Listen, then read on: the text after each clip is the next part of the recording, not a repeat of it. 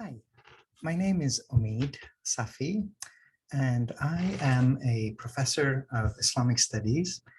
I wanted to take this opportunity as we approach the 20-year anniversary of the horrific attacks of September the 11th and offer some personal thoughts and reflections about lessons that I think we can learn from the last 20 years.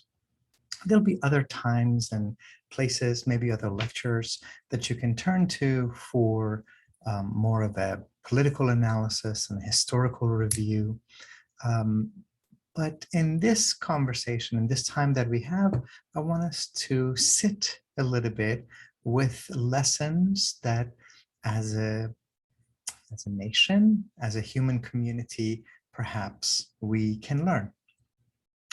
And each of us can only tell our own story. We can only talk about the life that we have lived through the communities that we are a part of.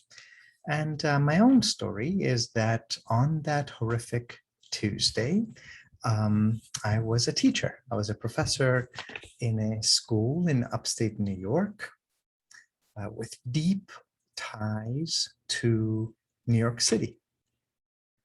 About 40% of our students came from there. The parents and their communities worked there. And I remember that I went into an 8:30 class and we got out at 9:45. And by that time, we had already heard about these horrible rumors that were coming out of New York City. Those were days before there were such things as cell phones. So I walked my students one at a time to the payphones in the student center and to have them try to reach, usually in vain, their parents and their loved ones who were working in the city. I remember as I was walking my class over to the student center, I came across one of the very few Muslim students on campus, a hijab wearing African-American student who looked at me and just said, "I pray to God that it wasn't a Muslim who did this." Already just a few minutes after the first attacks, that was one of her concerns, is how this might launch a whole level of vitriol and animosity towards Muslims or people who are perceived as being Muslim.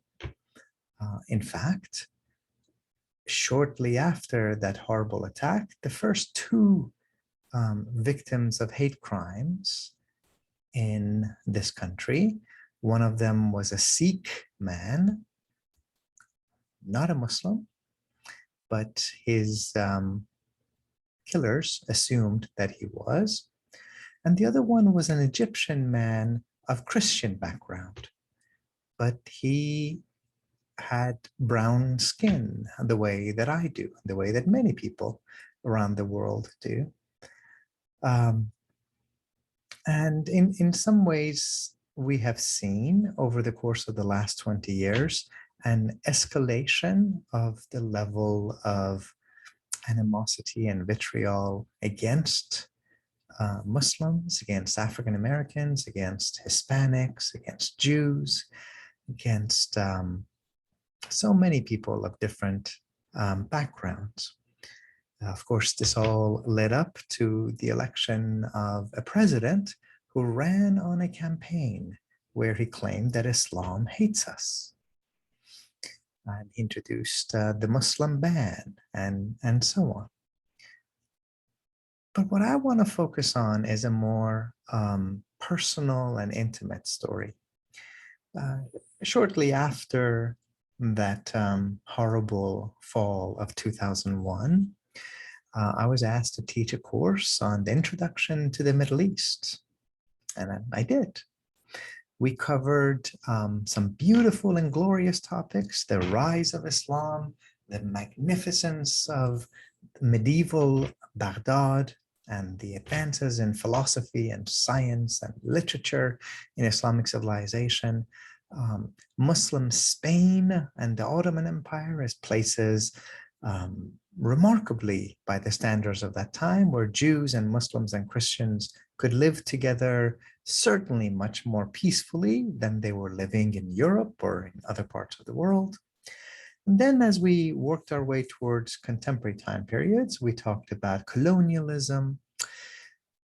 We talked about the Palestinian-Israeli conflict. We talked about the Iranian Revolution.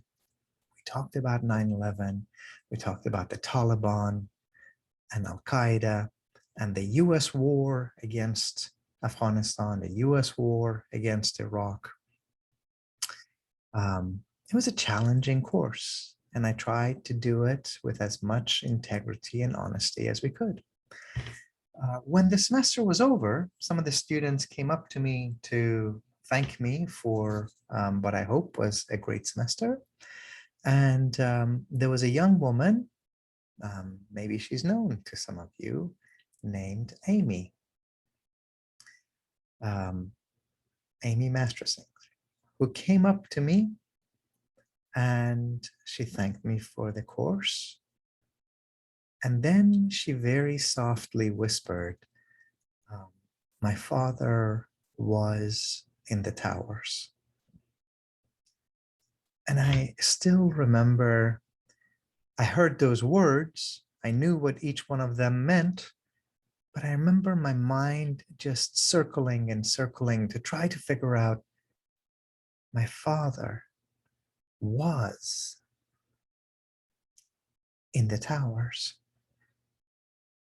And all of a sudden, it dawned on me that this is one of the family members, the children whose parents had perished, 2,900 and some odd people who had perished on that terrible Tuesday morning. And in my mind, before I could even get any words out, I almost played the whole semester backwards.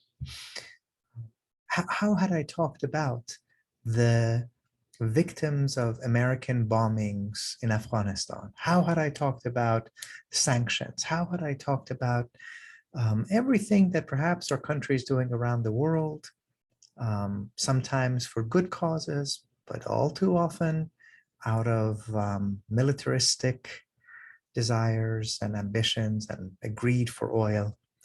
How had I talked about the victims of 9/11? Had I done my best to honor and hold as sacred those American lives every bit as I hold the lives of people from Afghanistan and Iraq and Iran and Palestine and Israel? And eventually I just fumbled and stumbled over my words, and I came up with the following statement. I said, why didn't you tell me? And she said, well, I didn't want to get you to censor yourself. I really took this class because I wanted to understand, why would anyone want to kill people like my dad? Her dad's name is Rudy, was Rudy. And then she said, I'm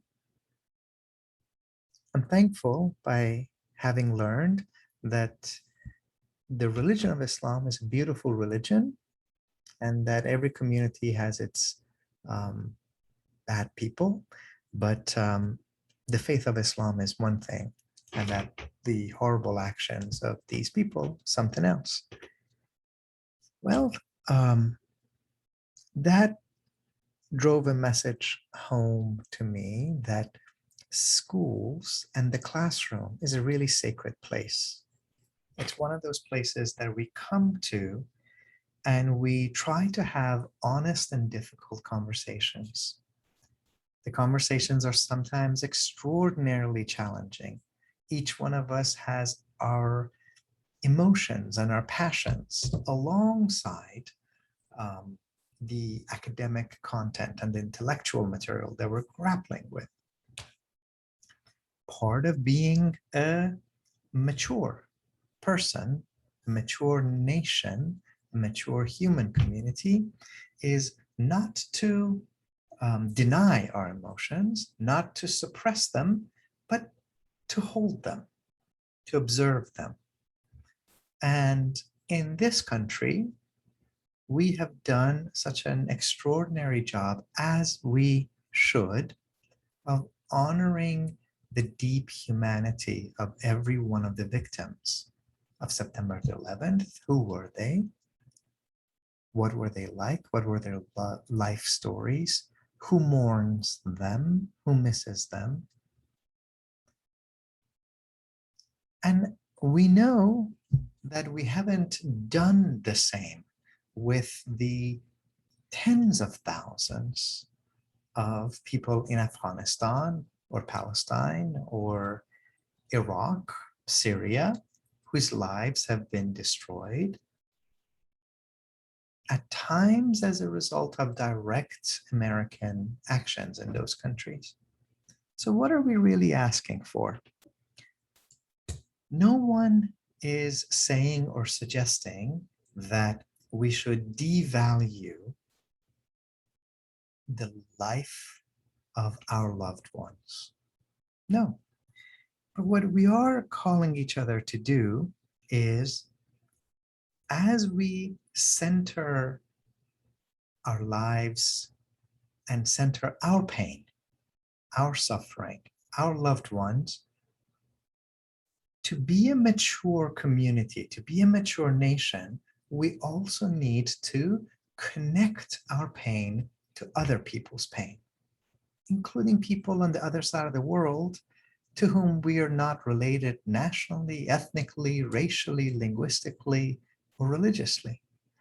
But by the virtue of the fact that they too are human, they are somebody's baby, that their mama and their daddy loved them and sacrificed for them. You're somebody's baby. Somebody loved you. Somebody sacrificed for you.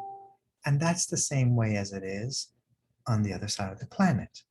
So we want to be connecting together our pain, our humanity, our connection.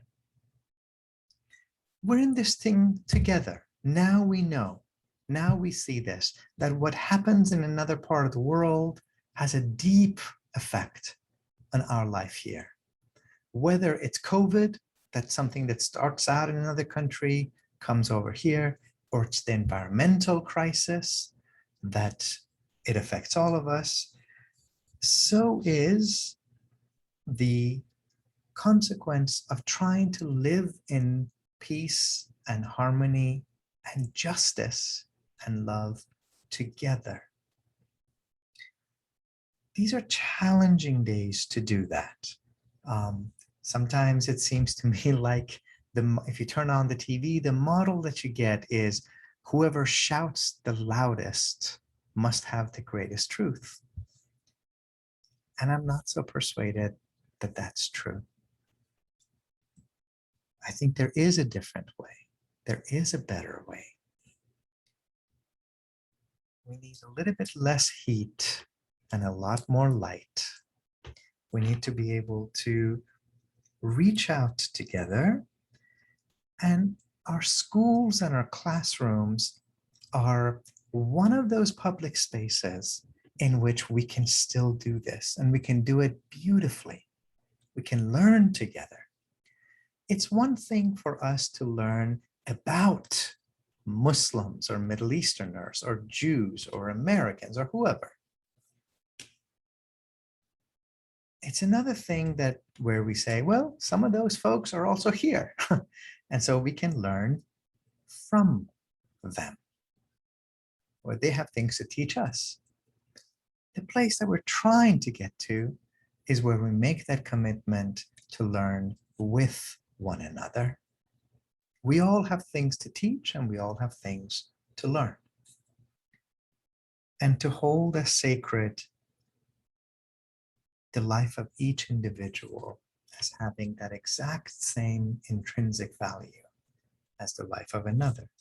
If we do that, and when we do that, it might be that together we can be a part of creating an America that doesn't exist yet, but we all want to be citizens of, an America that actually stands for liberty and justice for all, welcoming refugees and immigrants, and a land in which the inalienable rights of all of us means all of us. I hope that you will be partners and citizens in creating that world that we all wish to be a part of.